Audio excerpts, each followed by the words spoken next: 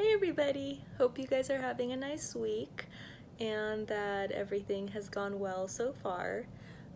Today's topic that I wanted to address is the concept of active listening. I'm sure that you guys have probably heard of this term here and there because it is thrown around a lot. But I really wanted to take some time to talk about what active listening is and the benefits of it. And then next week, I probably will be doing a video on some tips and techniques on how to practice active listening. Okay, so let's get started. The first thing that I want to mention is that active listening is actually something that we do day in and day out, but we don't do it enough. So part of it is listening. Part of it is the concept of engaging with somebody, listening to what's going on, but the active element is what we miss. So what that is the concept of being truly engaged. Not just listening to pull out like one or two words from what they're saying and to go with that, but more so to actually listen to be a part of their process. To listen so that you understand what they're going through and how they're feeling and what they're doing with that. So it's being truly, genuinely, authentically engaged with that person. So let's talk a little bit about what the benefits of active listening can be, because really once you learn this skill, it can help you on across so many different venues. The first is relationships with your partner. So in that context, clearly there are times where you're going to have disagreements and argue and not get along. With active listening, as hard as it may be to practice it at that point in time because you're just angry, it can make such a huge difference in the way that argument turns out. Not just in terms of you feeling heard, because chances are if you practice active listening, your partner will also be more inclined to listen to you, but also in regards to you understanding where your partner is coming from. So if you're able to practice active listening by really trying to tune in with what they're saying and focusing less on you being right and more on you engaging and really connecting with your partner to understand what they're trying to tell you about how they're feeling, that can really change the direction of that argument very quickly. So that's one area in which it can help.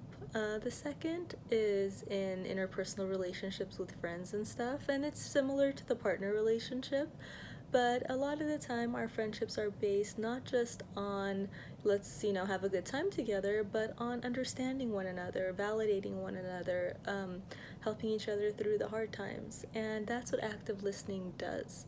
So it's the idea that when someone needs to be heard and they just need to talk to somebody, you're that ear.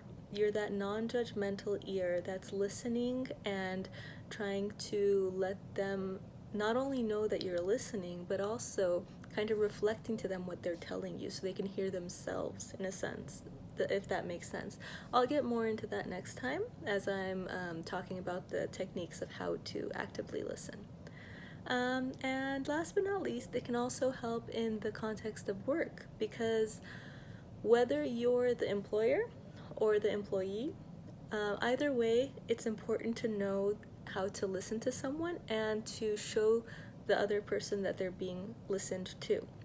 So as the employer, for example, if you have an employee that's not cooperating or they're not doing things as they should, maybe there's a reason for that. And if you approach them with from the context of, I'd like to hear what's going on for you, that you're not able to do this the way that it needs to be done, and you actually listen to what they tell you, chances are you can fix that situation much more so than if you came across in a more aggressive manner.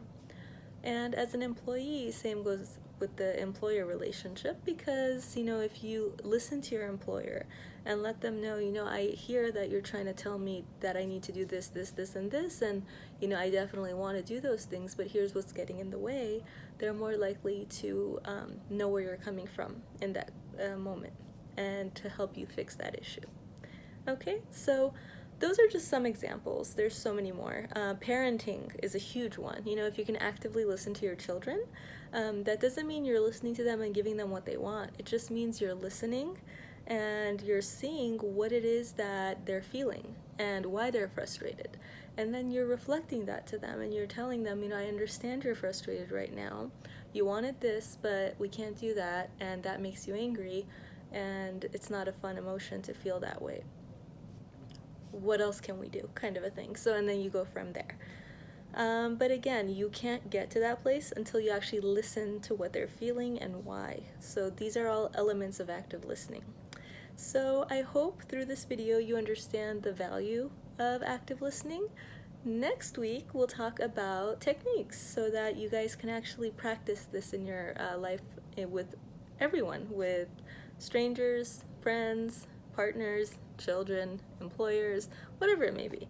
But the more you get the opportunity to practice it and you make an effort to practice it, the more you'll see the benefits of it and the more you'll see your relationships evolve and grow. Okay? So I hope that that was helpful. We'll check back in again next week, and until then, I hope you guys have a wonderful weekend. I hope you have a great time and relax and engage with those that you love. Okay? Thanks so much. Bye.